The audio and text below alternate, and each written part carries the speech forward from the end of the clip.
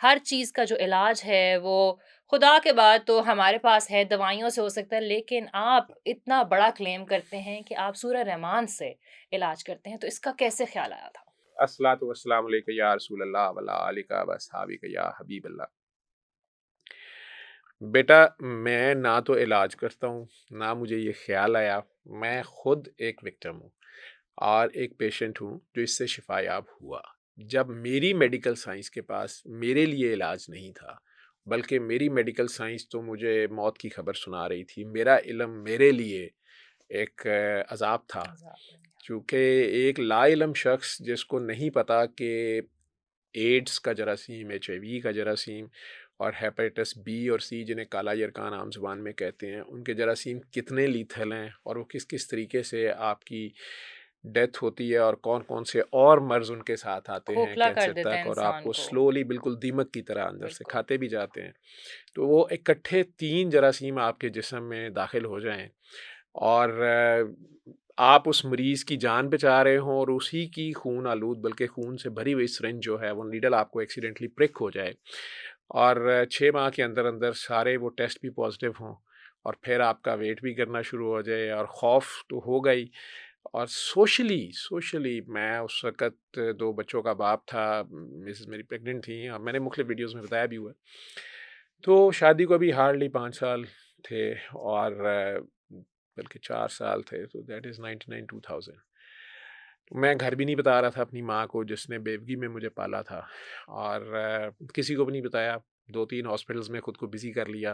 Post graduate training के बहाने पे अम्मी को कहा बहुत सख्त ट्रेनिंग है। घर में सिर्फ़ 3-4 रातें जाता था और बाहर ही भागा फिरता था।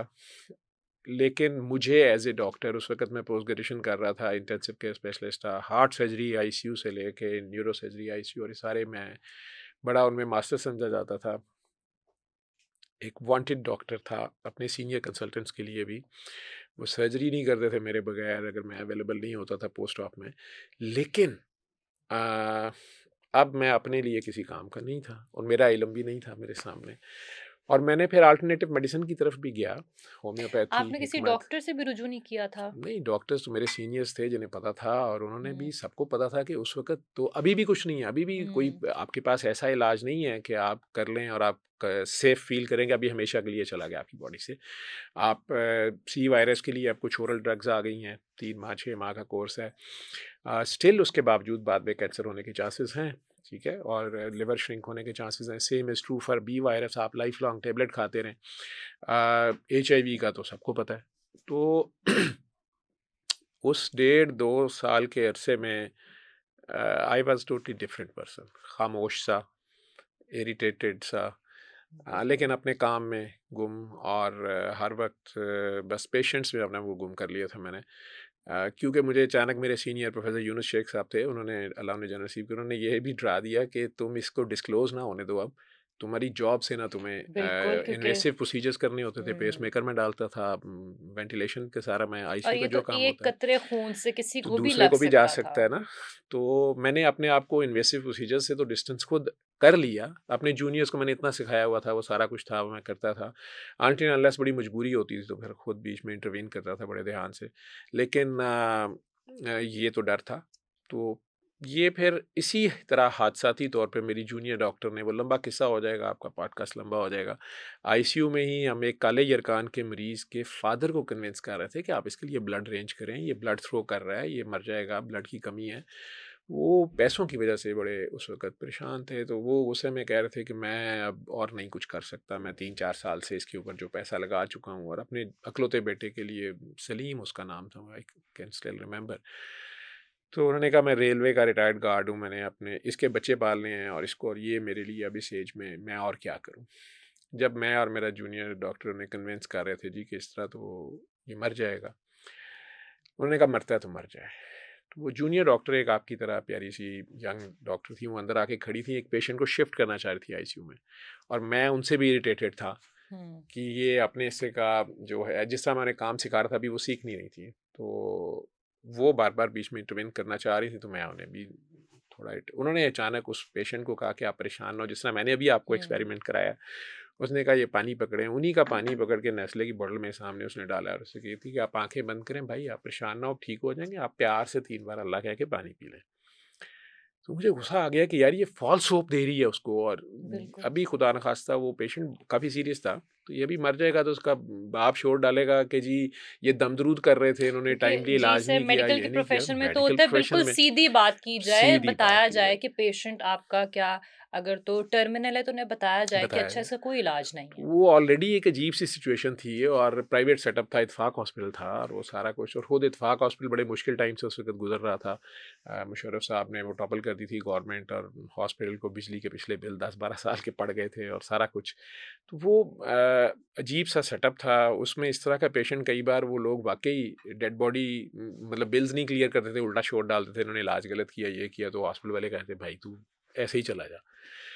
तो मैं वो डॉक्टर साहबा को भी रोकना चाह रहा था कि ये क्या कर रही हैं, लेकिन उन्होंने बड़े कॉन्फिडेंटली बाद में मुझे ये भी कह दिया कि सर यहाँ पे सूरह रहमान लगा दें गारी बासित की आवाज़ में, यहाँ कोई चल जाएगी कैसेट है। तो मैंने गुस्से से उसे कहा कि ये म्यूज़िक सेंटर नहीं, ये आईसीयू है, और आप ज़रा हुँ। इधर आके मेरी बात सुने। बट शी वाज़, जैसे कहते हैं कि वो पूरी फोकस थी अपने कान पे या उस बात पे बहुत ज़्यादा। तो बहरहाल उसने उस पेशेंट को वो शुरू करवा भी दी, मैंने ही वॉकमैन मंगवा के भी दिया, और कुछ दिन के बाद वो बिल्कुल चलते हुए दोनों बाप बेटा जब आए, वॉकमैन वापस करने भी आए, और वो ठीक भी था। स्टिल मैंने नहीं सोचा कि जो मेरी सिकनेस है, वो तो 3 बग्स थे ना, उसका तो 1 बग था, काला हुँ। सी वायरस था उसका, सिरोसिस था उसको, लिवर श्रिंक हुआ हुआ था। लेकिन मैंने मुख्तलिफ पेशेंट्स को सुनाना शुरू कर दिया कि उसमें मुझे हर्ज नहीं है, इसलिए कि सूरह रहमान नहीं, पूरा का पूरा एज ए मुसलमान मेरा ये बिलीफ है, या मैं ये जानता हूँ या मानता भी था कि कुरान का हर फर्ज शिफा है। बिल्कुल। ठीक है, लेकिन कैसे है, जैसे कुरान में लिखा है शहद में शिफा है, अब वो हुँ। कितनी डोज में है, कैसे, हमें नहीं पता। सरकार ने, अगर कोई सरकार दो आलम सल्लल्लाहु अलैहि वसल्लम ने कोई हदीस में बताया या तिब्ब नबी होगा। हम एलोपैथी में इतना आगे अब मतलब अपने आप को फन्ने खा समझते हैं कि इन लोगों को हम 1400 साल पुरानी नौज़बिल्ला बातें समझते हैं, या उनमें गौर ही कोई नहीं करता, या उसे मजाक समझते हैं, या कि बस ठीक है।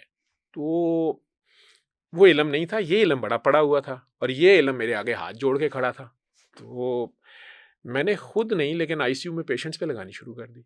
बल्कि मुझे याद है कि 600 रुपए का वॉकमैन मिलता था चाइना का हाल रोड से, तो मैंने उस वक़्त खुद मँगवाए कि चलो ये भी एक चैरिटी है हुँ। और मेरा कोई भला होगा। खुद नहीं हुँ, सुन रहा, सदका जारिया है ठीक है, आप तो सदका जारी। मैंने आईसीयू के सारे बेड्स पे वो वॉकमैन रखवा दिए। कैसेट्स मैंने याद है टीडीके की ऑफ बीट होता था फोर्ट्रेस में एक म्यूज़िक सेंटर बड़ा अच्छा, पता नहीं अब है कि नहीं, वहाँ से खुद रिकॉर्ड करा के कारी बासित की आवाज़ में वो रखवा दी। और म्यूज़िक सेंटर वालों को, वो नीचे जो मेडिकल स्टोर वाला था, उन्हें कहा कि आईसीयू के पेशेंट के ना शॉपर में जो नया पेशेंट आता था उसके पहला जो नीचे जाता था कि ये दवाइयाँ भेजें, तो नर्सेज उसमें ऊपर लिखती थी कि कैसेट। तो वो कैसेट आनी, कई बार अटेंडेंट ने परेशान होकर कहना जी ये दवाइयाँ तो दी हैं, तो ये कैसेट किस लिए है, उसने कहना जी ये लगानी है। कई लोगों ने गुस्से से साइड पे रख देना, कईयों ने लगा देनी, और कईयों ने वॉकमैन भी ले जाना। हुँ। तो ये सारे एक्सपेरिमेंट होते रहे, लेकिन कोई 4-6 माह के बाद मेरी बाबा जी से मुलाकात हुई, जो जिन्होंने उस लेडी डॉक्टर को, डॉक्टर मैमूना सुल्तान थी, वो आजकल सऊदीया में, रियाद में किंग साउद हॉस्पिटल में मेडिसिन की हेड हैं। देखें तो कहाँ वो आप उनके उनसे नाराज़ थे, मैं उसको आप डाँट फायर करने लगे थे और कहाँ उन्होंने आपके लिए तो इतना बड़ा आपको तोहफ़ा दे दिया। उन्होंने मुझे तोहफ़ा दे दिया। फिर उन्होंने जब बाबा जी का कहा तो मैं और बदमज़ा हो गया, मैं एंटी बाबा था बहुत ज़्यादा। हुँ। मैं दुनिया में जैसे एक ही बाबे को मानता हूँ, जैसे आप सब, सारी दुनिया एक बाबे को मानती है, बाबे काज़ी आज़म को। हुँ। ठीक है, वही एक बाबा है जो ज़रूरी है ना। नोट। तो वो बाबा काज़ी आज़म के अलावा मैं भी किसी हुँ। बाबे को नहीं मानता था, कि बाबे तो फ़ारिग होते हैं। तो मैंने उन्हें डाँटा-शाँटा भी कि ये बाबा बीच में से कहाँ से आ गया? तो वो कहे नहीं, वो आपसे मिलना चाहते हैं, ये वो। बहरहाल बाबा जी से मुलाकात हुई, भाटी रहते थे। मुझे नहीं, उसने बताया कि वो पीर काकी ताड़ के नाम से मशहूर हुँ। हैं, और मीडिया ने उनको पीर ऑफ कंजर शरीफ, पता नहीं क्या फ़ुज़ूल आय नाम है, और वो हाय! हीरा मंडी थे, और उन्हें 300 लड़कियों की शादियाँ कराई हैं, और ये वो।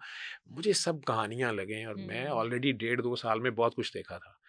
पीरों के पास भी गया था, तावीज़ भी लिए थे, होम्योपैथी, हिकमत सब कुछ कर चुका था। टेस्ट मेरा नेगेटिव नहीं होता था। तो मैं टेस्टों में पैसे लगा-लगा के मेरी बस हो गई थी। मैं भी अब सब्र शुक्र जिसे कहते हैं ना, मजबूरी में, कि ठीक है, मरना है तो मर जाएँगे। और मेरा इल्म यही कहता था कि आपने मरना ही है। तो मैं भी उससे मेंटली तैयार था। अच्छा, वैसे आपके पास टाइम पीरियड कितना था? क्योंकि आप कह रहे हैं आपको तीनों हो चुके थे, तीनों वायरसेस थे, तो कोई टाइम लिमिट था आपके नहीं, नहीं, पास? नहीं, नहीं, ये आपके अंदर आपकी इम्यूनिटी भी डिपेंड करता है हुँ, और वायरस का कितना लोड गया है ठीक और है। वो किस तरह स्लोली। एचआईवी तो समटाइम्स 10 इयर्स हुँ, आपकी बॉडी में होता है और फिर उसका इंक्यूबेशन पीरियड हम उसे बोलते हैं। ठीक है, 6 मंथ्स ले लेता है समटाइम्स। फिर वो एक्टिव कितना हुआ और उसने कितना डैमेज किया, और एड्स उसका फर्दर आगे सिंड्रोम है ठीक कि है। उसमें मल्टीपल डिजीज आपके जू वाइट सेल्स आपकी अपने अंदर, हुँ, हमारी अपनी भी फौज होती है ना, हुँ, जिस तरह मुल्क की फ़ौज होती है ना, बिल्कुल। इस तरह आपके अपने हिफाज़ती इदारे होते हैं, आपकी व्हाइट भी ब्लड पुलिस भी सेल्स। होती है, हुँ, फ़ौज भी होती है। वो आपकी आर्मी जूँ-जूँ कम होती जाती है, तो वो अपने पंजे गाड़ता जाता है ठीक और है। दूसरी बीमारियाँ, दूसरे जरासीम आपको अटैक हुँ, करते हैं, फंगस ही हुँ, आपको ले जाती है। ये हुँ, दूसरे टीबी का जरासीम एक्टिवेट हो जाएगा क्योंकि आपकी इम्यूनिटी नहीं है। इम्यूनिटी खत्म हो जब जाती है। शहर में अगर शुरफा कम हो जाएँगे तो छोटे-मोटे बदमाश भी हुँ, बदमाश बने हुए होंगे, जब रूल ऑफ लॉ नहीं रहेगा। तो वो अभी फुल ब्लोन एड्स उस तरह तो नहीं थी। इसी तरह थोड़े से लिवर के टेस्ट खराब होने शुरू हुए थे, बुखार होता था, वेट कम हो गया था, शायद वो तो डिप्रेशन से था या खौफ से था, टेंशन, टेंशन स्ट्रेस। से था। लेकिन फ़ीवर ज़रूर होता था मुझे, इवनिंग हल्का-सा फ़ीवर रहता था और वेट कम हो गया था। वही आपको वीकनेस होती जा रही थी। बस वो बेसिकली तो शायद मैं खाना-पीना, ज़िंदगी में मेरा इंटरेस्ट कोई नहीं था। मैं पोस्ट ग्रेजुएशन कर रहा था, मैंने मेरी ट्रेनिंग का मुझे 1 ईयर एग्ज़म्पशन दी गई और मैं अपना थीसिस ही नहीं लिख रहा था कि क्या फ़ायदा है। मतलब अब डिग्री लेने में मेरा, मैंने कहा क्या मतलब, मैंने कौन-सा ज़िंदा रहना है? अबे भई अब बस ठीक है, पेशेंट्स पे मैं अपना काम कर रहा और था। इस सब में आपका रवैया बच्चों के साथ, आपकी बीवी के साथ? मेरी बीवी कहती हैं कि मुझे ये था कि या तो वाक़ई बहुत टफ़ ट्रेनिंग है, ठीक है? और बेसिकली मेरे फूफा की बेटी हैं और एसएसपी थे वो, हुँ। तो पुलिस की अकड़ उनमें भी थी। तो उन्होंने कहा तेनू चाह नहीं ते सानू परवाह नहीं। ठीक है? तो हुँ, लेकिन मैंने, अम्मी का मेनली मुझे था कि मेरी माँ को नहीं पता चलना चाहिए, या हुँ, बहन थी बड़ी या भाई, तो वो किसी को बताया नहीं, लेकिन वो खामोश रहीं। वो कहती हैं मुझे यही था कि या तो वाक़ई ट्रेनिंग बहुत ज़बरदस्त है, या मेरे से किसी बात पे ये नाराज़ हैं, ये ऐसे है नहीं है कि मैं बता देता हुँ, हूँ फ़ौरन, और या फिर कोई चक्कर होगा। लेकिन हुँ। चक्कर का भी उसे नज़र आ रहा था कि 3 हॉस्पिटल्स में भागा फिर रहा है, तो पता नहीं जॉब का ही है। तो और बच्चों से भी आप थोड़ा आपने बच्चों से डिस्टेंस मैं कर। डिस्टेंस, मैं ये नहीं हुँ, अब उन्हें किस-विस नहीं करता था। मेरी बेटी का भी परसों निकाह हुआ है। उस वक़्त ये 3-4 साल की थी, उसकी आदत थी, इसने गेट पे ही आते ही मुझे पकड़ लेना होता था और यहाँ हुँ, चढ़ती थी। हुँ, तो मैं ऐसे चढ़ा लेता था और बेटा छोटा था वो, बस मैं वो ये एज़ अ डॉक्टर मुझे पता था मैंने किस नहीं करना। बिल्कुल। मैं अपना जूठा पानी इन्हें देना हुँ, या अपने बर्तन फ़ौरन जाके वॉश बेसिन में रख देता था और पानी चला देता था। घर जाते ही मैंने आपको सिर्फ़ 4 नाइट्स मेरी होती थी सिर्फ़ घर फ़ारिग, बाकी मैं जाता ही नहीं था घर। तो और एक वो लाइफ़स्टाइल सा मेरा बन गया था। मेरे कोलीग, मेरे मेरे बड़े अच्छे दोस्त जो मेरे साथ डॉक्टर्स थे, वो मेरे से इरिटेट, उन्हें पता नहीं था। तो वो मेरी इस एटीट्यूड से उन्होंने कई बार मुझे कहना कि यार ये प्राइवेट हॉस्पिटल है, तुम्हें एक्स्ट्रा पैसे नहीं मिलने, तुम हमारी भी जान अज़ाब की हुई है। मैं हुँ, सारों को सुपरवाइज़ भी करता था, 20 डॉक्टर्स मेरे अंडर थे। और तुम इतने विजिलेंट हर चीज़ में, ये क्यों लिखा है इधर के, तुम्हें क्या हो गया है? तुम्हारे बाप हुँ। का हॉस्पिटल है। मैं हॉस्पिटल के लिए आप तो में एक करता नहीं था। चिड़चिड़ापन आ गया मैं था। वो पे नहीं, मैं पेशेंट के लिए कंसर्न रहता था। मैं हुँ, खुद अब दर्द थी ना, तो मज़ीद हो गया था। ऑलरेडी इंटेंसिविस्ट था, हुँ, लेकिन अब वो छोटी-मोटी गलती भी नहीं बर्दाश्त करता था कि यार ये तुमने क्यों किया? तो वो लोग इरिटेट होते थे। मैं रेड पेन से क्रॉस कंसल्टेंट के नोट्स को काट देता था कि सर आपने डायग्नोसिस ये क्या मिस कर दिया, ये नहीं किया, वो नहीं किया। वो सारे मेरी रिस्पेक्ट करते थे, लेकिन बर्दाश्त करते थे क्योंकि होता मैं ठीक था। मैं खामख़ा नहीं कर रहा होता था। लेकिन बहरहाल अजीब-सा एक एटीट्यूड बन गया था, मुझे याद है। क्योंकि मैं एलोपैथी को एट द सेम टाइम मुझे वो नज़र आती थी कि क्या है ये? हुँ। ठीक है? अब आपके लिए बेमायनी थी मेरे वो। लिए वो बेमायनी थी। और अब ये बच्ची ने ये बात कही, फिर वो बाबा जी ने, मैं जो खैर उनके पास गया तो उन्होंने जाते ही कहा कि पागल डॉक्टर आया। तो मुझे तो बहुत ही अजीब-सा लगा कि यार ये एक तो हुँ, बंदा मिलना चाहता था, ये ग्रीट करने का क्या तरीका है कि आते साथ अगले बंदे को पागल डॉक्टर कह दो।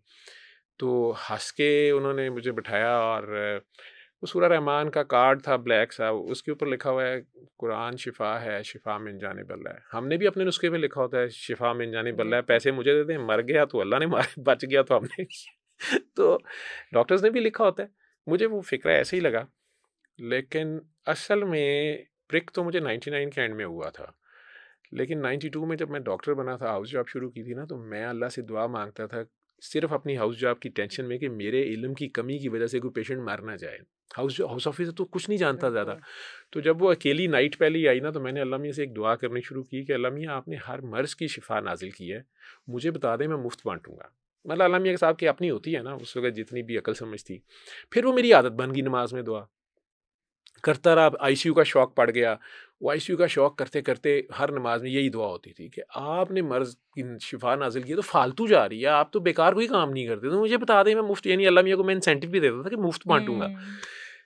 लेकिन अब जब मैं खुद फंसा हुआ था तो मैं यार ये बातें ही हैं, मैं पता नहीं ये कलवंजी की जैसे आप बात कर रही थी अभी पहले हुँ। हम बात कर रहे थे और शायद की, तो वो मुझे उसका तरीका नहीं पता था कि कैसे है। मैंने कहना पता नहीं सरकार ने कहा भी हुआ है कि नहीं कहा हुआ।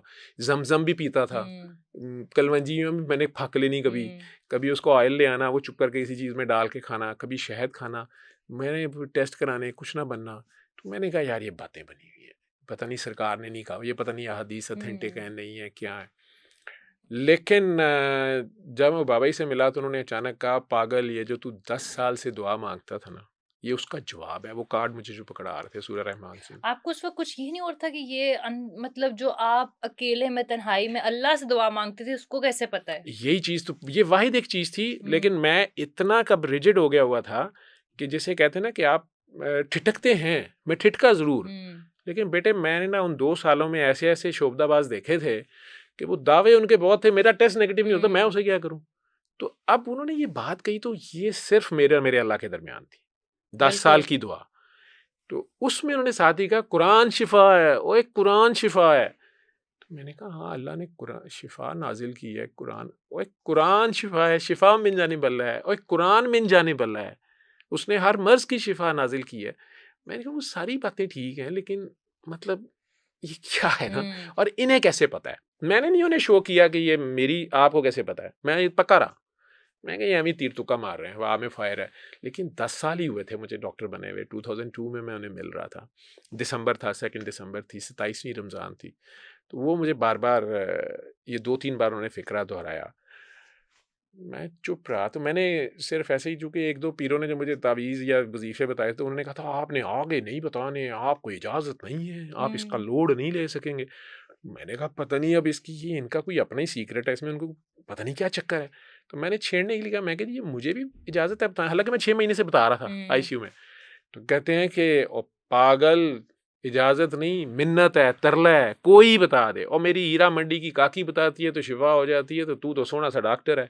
तो फ़िरौन डॉक्टर बताएगा। मैं कहा मुझे फ़िरौन भी कह रहे हैं, पागल भी कह रहे हैं, क्या मसला है इन्हें? साथ में ऐसे कह रहे थे, तेरे जैसा फ़िरौन डॉक्टर बड़े-बड़े फ़िरौनों को बताएगा तो क्यों नहीं इलाज होगा? तू बता दें।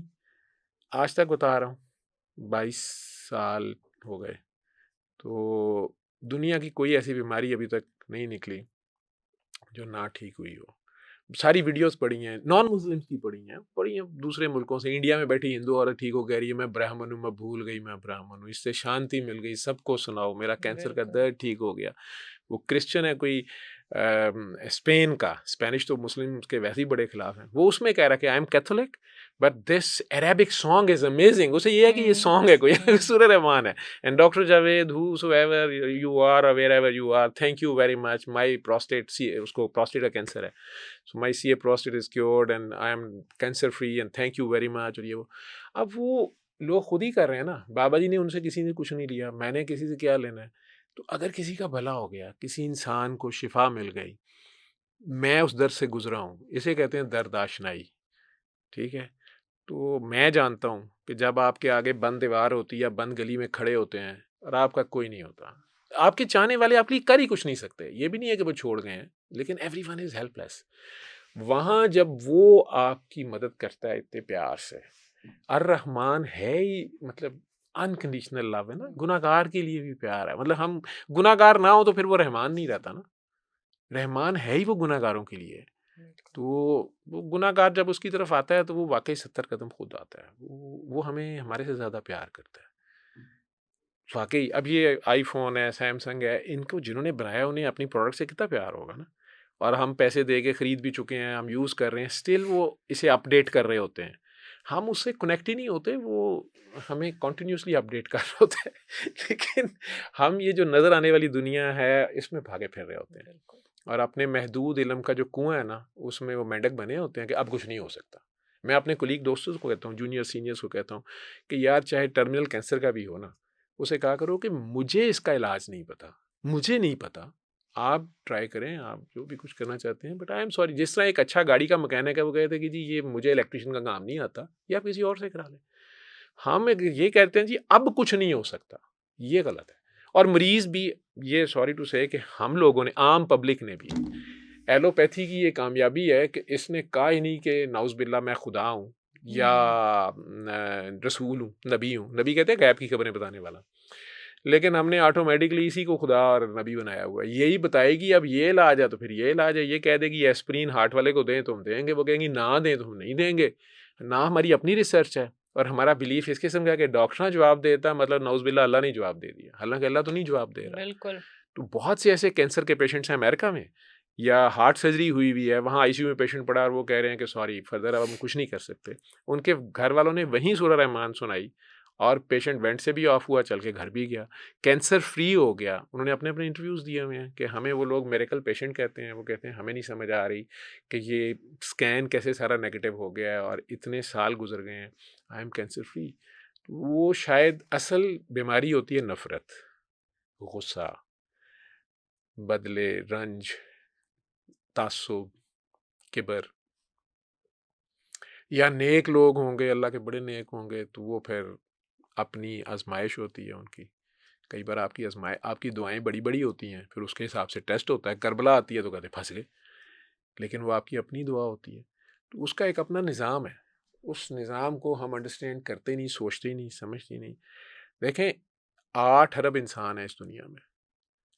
मैंने या आपने कम ही सोचा होगा कि यार वो कौन सा काम है जो 8 अरब इंसान मिल के नहीं कर सकते। वो मनाहिल नहीं करना है, इसलिए मनाहिल आई है ना इस दुनिया में। या वो जावेद ही के ज़ुम्मे है, वो 8 अरब इंसान नहीं कर सकता, वो मैंने ही करना है। तो वो किस काम के लिए मुझे उसने भेजा है? खाना पीना सोना, पैसे कमाना, शादी, बच्चे, ये तो सारे कर ही रहे हैं, जानवर भी कर हुँ। रहे हैं। तो वो क्या काम है जो पर्टिकुलरली मेरे ज़ुम्मे है, अल्लाह ने आपके ज़िम्मे अल्लाह लिखा ने? है। तो वो फिर मुख्तलिफ कंडीशन से आपको गुजारता है, आहिस्ता आहिस्ता आहिस्ता लेके वहीं जाता है। काम अपना वो ले लेता है।